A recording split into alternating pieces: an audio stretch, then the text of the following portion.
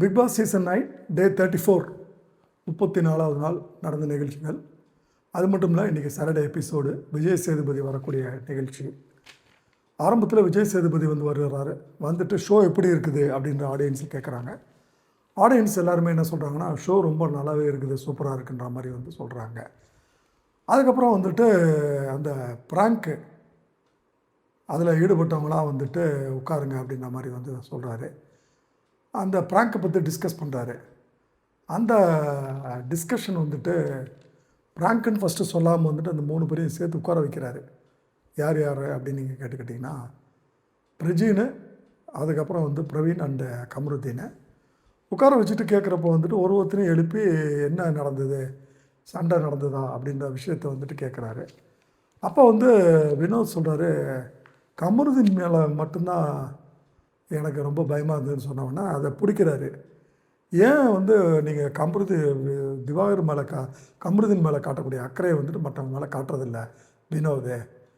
இதே ஒரு சண்டை நடக்கிறப்போ நீங்கள் கமருதீனை பற்றி தான் கவலைப்படுறீங்க, மற்றவங்கள பற்றி கவலைப்படுறதில்ல அப்படின்ற மாதிரி பிடிச்சி அவரை கொஞ்சம் ஒரு பிடிச்சி விட்றாரு. அதுக்கப்புறம் கனி ஏச்சு சொல்கிறாங்க, கமருதீன் ரொம்ப வயலண்ட்டாக ஆயிட்டாங்க அப்படின்ற மாதிரி அவங்க கருத்து சொல்கிறாங்க. அப்போ திவாகர் சொல்கிறப்போ திவாகர் கொலகொலன்னு பேசுகிறாரு.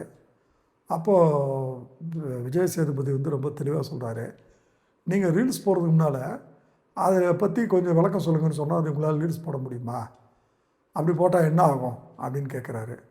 சார், அப்படி போட்டால் ஜனங்க பார்க்க மாட்டாங்க, வளன்னு ஆயிருங்க, ஜனங்க பொறுமையிலேருந்து போயிடுவாங்க அப்படின்ட்டாரு.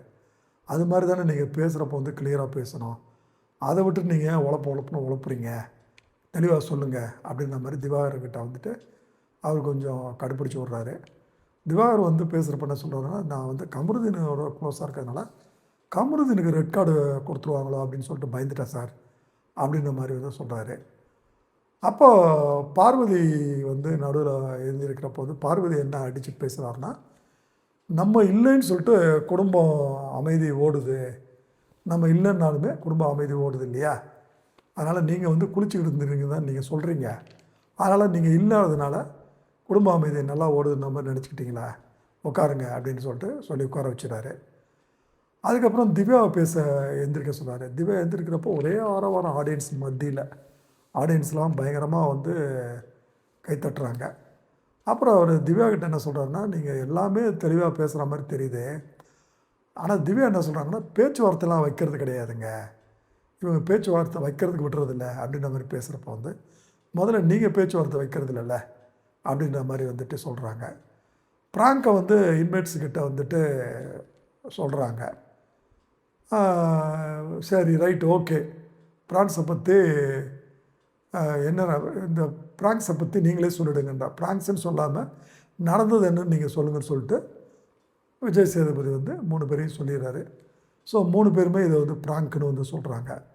சொன்னோடனே எல்லோரும் கொஞ்சம் டென்ஷன் ஆகிடுறாங்க. குறிப்பாக கெமி என்ன சொல்கிறாங்கன்னா, புலி வருதுன்னு சொல்லிக்கிட்டு இருந்தீங்கன்னா நாளைக்கு உண்மையில் சண்டை வரப்போ உங்களை யாரும் காப்பாற்ற மாட்டாங்க, ப்ராங்க் நினச்சி விட்ருவோன்ற மாதிரி சொல்கிறாங்க.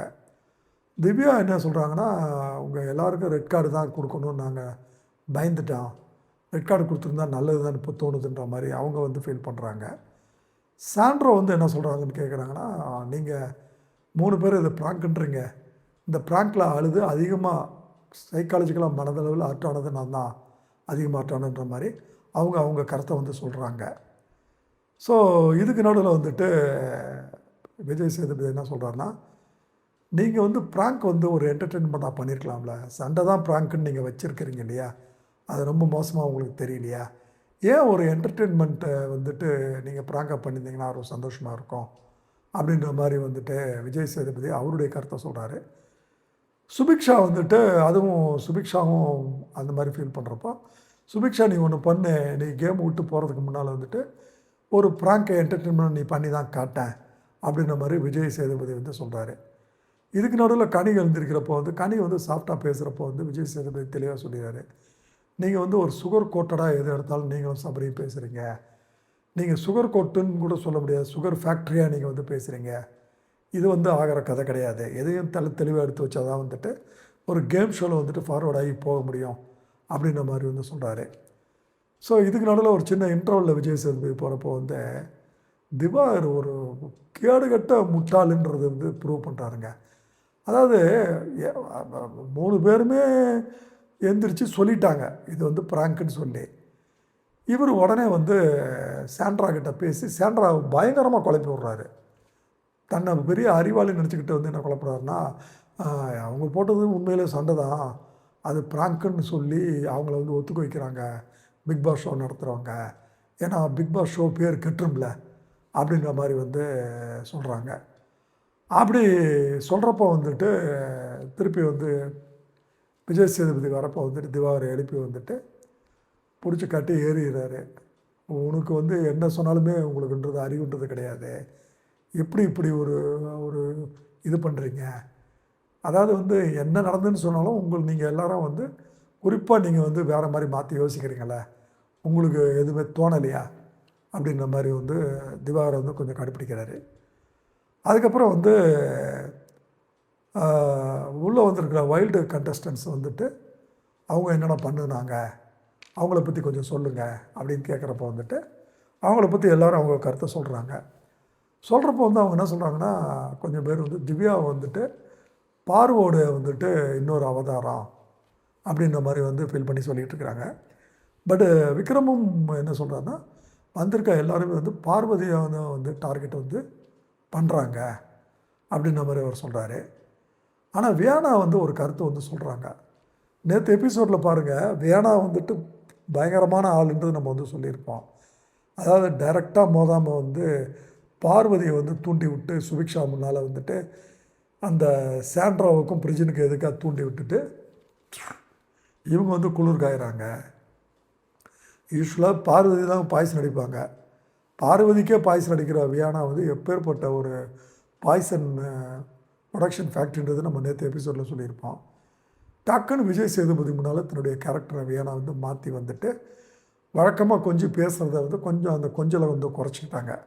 குறைச்சிக்கிட்டு என்ன சொல்கிறாங்கன்னா, சார் வைல்டு கார்டு வந்ததுக்கு பின்னால் தான் எங்களுக்கு வந்துட்டு லாட் ஆஃப் சேஞ்சஸ் வந்தது. அவங்க வந்ததுக்கு பின்னால் தான் எல்லோரும் இண்டிவிஜுவலாக ஆடணும்னு நாங்களாம் நினச்சோம், அப்படி நினைக்க வச்சாங்கன்ற மாதிரி வந்து அவங்க கருத்தை வந்து ரொம்ப தெளிவாக சொல்கிறாங்க. இதே கருத்தை வந்து பிக் பாஸ் கேம் வீட்டுக்குள்ளே நடக்கிறப்போ வந்து சொல்லியிருக்கலாம் இல்லையா? சரி, இது வந்து அவங்களுடைய டியூவல் ஃபேஸ்ன்ற மாதிரி நமக்கு தெரியுது. அதுக்கு நடுவில் வந்து துஷார் வந்து என்ன சொல்கிறாருன்னா, சார் எங்களெல்லாம் குரூப்னு சொல்கிறாங்க, பட் வைல்டு கார்டு கண்டஸ்டாக வந்து அவங்க வந்தாங்களே, அவங்க தான் ஒரு குரூப் வந்து ஃபார்ம் பண்ணுறாங்க அப்படின்னு சொல்கிறப்போ வந்துட்டு, என்ன திவ்யா நீங்கள் என்ன சொல்கிறீங்க அப்படின்னு கேட்குறப்போ வந்து திவ்யா கொஞ்சம் இன்னட்டென்டிவாக இருக்கிறப்போ வந்துட்டு விஜய் சேதுபதி திவ்யாவை கண்டிக்கிறாரு. உன் ஆட்டிடியூடை மாற்ற, பாசி நேச்சராக நீ இருக்கிற மாதிரி எனக்கே தெரியுது அப்படின்னு சொல்லிட்டு இருக்கப்போ வந்து திவார் அங்கேயும் நெளிகிறாரு. என்ன திவாகர் தேவையில்லாமல் நெளிகிறீங்க, என்ன விஷயம் அப்படின்னு கேட்குறாரு. இல்லை சார், இங்கே ஒரு ரயில் பூச்சி மாதிரி காலுக்கடியில் போகுது அப்படின்னோடனே பயங்கரமாக வந்துட்டு ரயில் பூச்சிக்கு பயப்படுறாள் நீங்கள் என்னங்க திவாகர், ஆனால் பேசுகிறது வீரபாண்டி கட்டபொம்மன் வாசனம் அப்படின்றப்போ வந்து எல்லோரும் பயங்கரமாக நக்கலாக கைகொட்டி சிரிக்கிறாங்க. திவாகர் அதுக்கெல்லாம் அசர்ற ஆள் மாதிரி தெரியலங்க, அதை பற்றிலாம் அவர் கவலைப்படலை. திவாகர் நைஸாக அங்கே நவுந்துடுறாரு. அந்த இடத்துல வந்துட்டு சபரி போய் உட்காந்துக்கிறாரு. அதுக்கப்புறம் வந்து கமரு பேசுகிறப்போ வந்து பாரு வந்து ஆட்டிடியூட் வந்து காட்டுறாங்க. பாரு வந்துட்டு ஆட்டிடியூட் காட்டுறப்போ வந்து திருப்பி வந்துட்டு நம்ம விஜய் சேதுபதி கவனிச்சிடறாரு. விஜய் சேதுபதி கவனித்து வந்துட்டு திட்டுவார் நினச்சா பார்வதியை வந்து பாராட்டுறாரு. பார்வதியை எதுக்கு பாராட்டுறாருன்னு கேட்டுக்கிட்டிங்கன்னா, திவ்யா அவங்கள வந்துட்டு இது பண்ணுறப்போ வந்துட்டு எங்கள் அம்மாவை பற்றி நான் கவனிச்சுக்கிறேன், எங்கள் அம்மா எப்படி எங்கேஜ் பண்ணுதுன்னு எனக்கு தெரியும், அது நீங்கள் சொல்லாதீங்கன்னு சொல்லிட்டு பியூட்டிஃபுல்லாக ஹேண்டில் பண்ணிங்கன்ற மாதிரி பாராட்டுறாரு. நல்லா கவனிங்க, இதில் ஒரு உள்குத்து இருக்குது. இதே மாதிரி தான் போன எபிசோடு வரப்போ வந்துட்டு வியானாவை பாராட்டி வியானாவுக்கு தலைக்கு மேலே போய் ஆடுனது நமக்கு தெரிஞ்சுது. இப்போ வந்து பார்வதி வந்து வீட்டு தலை போட்டிக்கு வந்து நிற்கிறாங்க. தப்பி தவறி ஜெயிச்சிட்டாங்கன்னு வச்சுக்கிங்களேன். விஜய் சேதுபதி வந்து ஒரு ஏற்றுனது தானே வீட்டு தலையில் வந்து அவங்க இன்னும் தலைக்கு மேலே வந்துட்டு ஒரு 10 தலையை வச்சு ஆட முடியும், அதுக்கு தான்றத ஒரு உள்குத்துன்றது நமக்கு புரியுது. பட் பார்வதிக்கு வந்து அது வந்து புரியலை. அதுக்கப்புறம் வந்து அவர் வந்து பிரிஜனை எழுப்புறாரு. பிரிஜனை எழுப்பி என்ன சொல்கிறாருன்னா, நீ வந்து உள்ளே பேசுனது அமித்தை பேசுனது வந்து நான் கேட்டுக்கிட்டு தான் இருந்தேன், தைரியம்ன்றது வந்து ஆணுக்கு பொதுவானது கிடையாது. அது வந்து பெண்களுக்கு சேர்த்து தான். அது எல்லாருக்கும் பொதுவானது தான் தைரியம். அதெல்லாம் பார்த்து ப்ளே பண்ணு அப்படின்ற மாரி வந்து ஒரு கண்டிக்கிறாரு. அதுக்கப்புறம் வந்து எலிமினேஷன் நடக்குது. எலிமினேஷன் ப்ராசஸில் வந்து துஷார் வந்து எலிமினேட் ஆகுறாரு. அரோரா வந்து ரொம்ப ஷாக் ஆகுறாங்க. துஷார் போகிறப்போ வந்து ரொம்ப அழுகுறாங்க. கமருதீன் வந்து நம்ம அரோராவை கட்டிப்பிடிச்சு ஆறுதல் சொல்கிறப்போ வந்து அரோரா தெளிவாக ஒன்று சொல்கிறாங்க. நீ தான் போவேன்னு நான் நினச்சி ரொம்ப டென்ஷனாக இருந்தேன். ஆனால் எதிர்பார்க்காம துஷார் வெளியே போயிட்டான் அப்படின்ற மாதிரி வந்து அவங்க வந்து கொஞ்சம் அழுக ஆரம்பிக்கிறாங்க. அதுக்கப்புறம் வந்துட்டு துஷார் வந்து வெளியே வராரு. துஷார் வெளியே வந்துட்டு துஷார்கிட்ட வந்துட்டு விஜய் சேதுபதி வந்து பேசுவார். பேசிகிட்டு இருக்கிறப்போ வந்து பேச்சு முடிஞ்சு கிளம்புறப்போ வந்து துஷார் என்ன நினச்சாருன்னு தெரியல. டக்குன்னு வந்து ஆடியன்ஸை பார்த்து வந்து போகிறதுக்கு முன்னால் ஒன்று சொல்கிறேங்க, அரோரா என்னுடைய பெஸ்ட்டு ஃப்ரெண்டு தாங்க அப்படின்னு சொல்கிறப்ப எல்லோரும் வந்து சிரிக்கிறாங்க, கைத்தட்டுறாங்க. விஜய் சேதுபதி வந்து சிரிச்சுக்கிட்டு, தம்பி உனக்கு உன் வாய் தான்ப்பா உனக்கு பிரச்சனை, நீ கிளம்பி போப்பா அப்படின்னு சொல்லி அனுப்புகிறாரு. ஸோ இந்த நேரத்தில் வந்துட்டு விஜய் சேதுபதி போனதுக்கு பின்னால் வந்து பிக் பாஸ் ஹவுஸுக்குள்ளே வந்து பார்வதி வந்து கேமராவுக்கு முன்னால் போய் நிற்கிறாங்க. பார்வதி பயங்கர தெளிவான விவரமான ஆளுன்றது நம்ம ஒரு எபிசோட்லேயும் சொல்கிறோம். இந்த எபிசோட்லேயே வந்து கமருதீனை வந்துட்டு இன்டெரக்டாக வந்துட்டு விஜய் சேதுபதி வந்து நெருக்கம் அப்படி இப்படின்னு பேசி கிண்டல் பண்ணுறப்போ வந்து அது வேறு நெருக்கமில் தன்னுடைய நெருக்கத்தை தான் இன்டெரக்டாக பேசுகிறன்ற மாதிரி வந்துட்டு பார்வதிக்கு நல்லாவே தெரியுது. பார்வதியை விட பார்வதி வந்து தன் அம்மாவுக்கு இந்த விஷயம் நல்லா தெரியும் போலன்று அவங்களுக்கும் தெரியுது. பார்வதி அம்மா அப்படி தான்ன்ற மாதிரி தான் நமக்கும் புரியுது.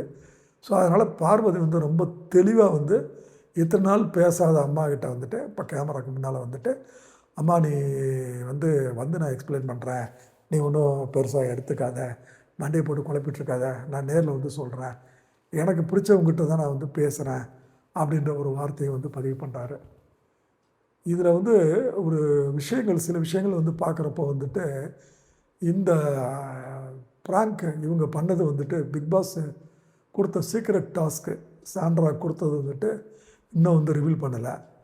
அதன் காரணமாக தான் வந்து சாண்ட்ரா வந்து கெட்ட பேர் வாங்கினதும், சாண்ட்ரா வந்து ஒர்ஸ்ட் பெர்ஃபார்மர்ன்றது வந்து செலக்ட் ஆனதும் ஜெயிலுக்கு போனது நடந்தது. அதை பற்றி வந்து எந்த விதமான ஒரு எக்ஸ்பிளைனும் வந்துட்டு பிக் பாஸில் இன்றைக்கி வந்து நடக்கலை. பெரும்பாலும் நடக்கணும்னு நினச்சோம். அநேகமாக அது வந்து நாளைக்கு நடக்குன்ற மாதிரி வந்து ஒரு யோசனை. அப்புறம் நாளைக்கு இன்னொரு எவிக்ஷன் இருக்குதுன்னு சொல்லிட்டு சோஷியல் மீடியாவில் வந்து சொல்லிகிட்ருக்குறாங்க. அநேகமாக அந்த எவிக்ஷன் வந்து பிரவீனா இருக்குன்ற மாதிரியும் வந்து சொல்கிறாங்க. அது நம்ம நாளைக்கு நிகழ்ச்சி நடக்கிறப்போ வந்து அது நமக்கு நாளைக்கு தான் தெரியும். எதையுமே வந்து கன்ஃபார்ம் பண்ணாமல் நம்ம சொல்லக்கூடாதுன்றதுனால அந்த விஷயத்தை நம்ம சொல்லலை. பட் நடக்கிறத கேட்குற விஷயங்களை சொல்லாமல் இருக்கக்கூடாதுன்றதுக்காக அந்த விஷயத்த நம்ம நேயர்களுடைய பார்வைக்கு நம்ம வந்து எடுத்துகிட்டு வரோங்க. இன்றைய நிகழ்ச்சிகள் இவ்வளோதாங்க. நாளைக்கு பார்க்கலாங்க.